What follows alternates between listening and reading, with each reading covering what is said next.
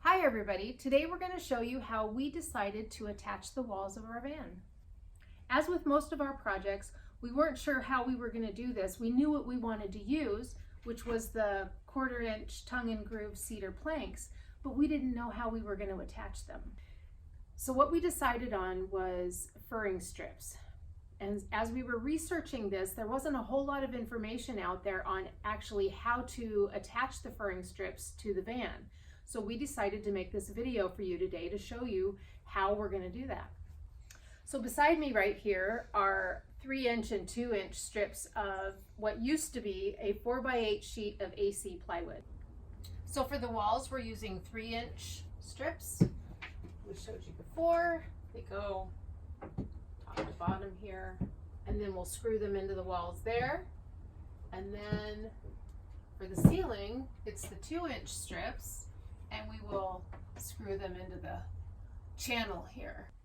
What we're going to be using to attach the furring strips to the side of the van is self-tapping sheet metal screws. Before we attach the furring strips with the screws, we want to put insulation into these hollow spaces, because if we've got screws in all of these hollow spaces, it's going to be more difficult to put the insulation in and pass it through there. So we've got to insulate first. So we've mentioned that we use Havelock wool in some of our other videos, but just in case you haven't seen those yet, this is Havelock wool, sheep's wool, and we are going to cut this into strips and also different various sized pieces to stuff into these hollow channels to insulate our van.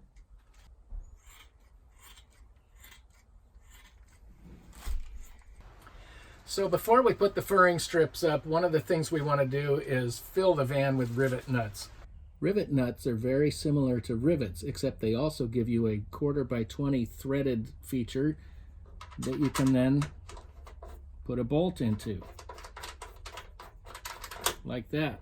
We're going to use rivet nuts in all of these holes right here that we've drilled. You can see we've already put a few in. We've also got them up here. We are just filling the van with rivet nuts. These will be a great anchor for cabinets, overhead cabinets up here.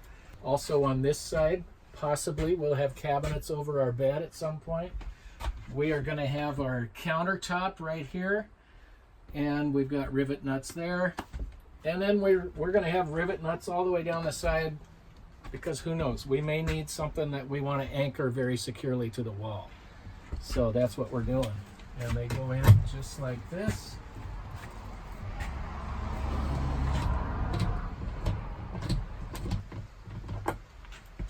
And there they are. So this is how the rivet nuts work. You take a rivet nut and you screw it onto the tool like this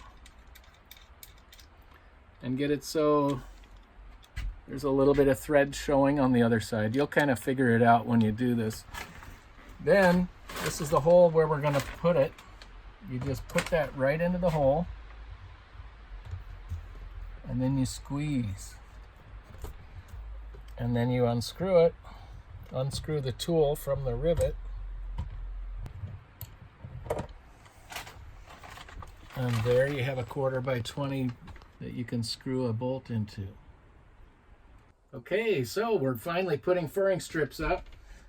We've done a couple of them. You can see these are up. This one still needs to go up. We are attaching these with self-tapping sheet metal screws, and they work pretty well in spite of being Phillips. I was a little bit concerned because Phillips bits like to spin and strip out the head of a screw, but they're working just fine.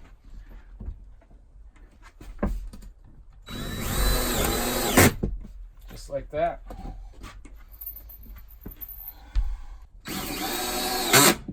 So as we started putting the furring strips up, I just wanted to let you guys know a couple of things. One, we had to cut some pieces of wood so that because of the contour of the van and the way it sits, just to keep it nice and flush. So some of these pieces we had to cut off, and if you'll see the groove down here, how it comes out, we had to cut the wood also so that it fits nice and flush when we're putting in the siding. And then the other thing I wanted to mention was what Tim discovered is that we were just using one screw to go into the board or the furring strip, but he thought maybe it wasn't secure enough. So he's putting 2 screws in each of these points here. So that's pretty much it. We put up furring strips about every 3 feet or so, and then we use these black screws to attach the cedar to the furring strips. Unfortunately, we don't have much video at all of us putting the cedar on the furring strips. We do have this little bit of video that we shot when we were doing the window trim, and that shows a couple of strips going up.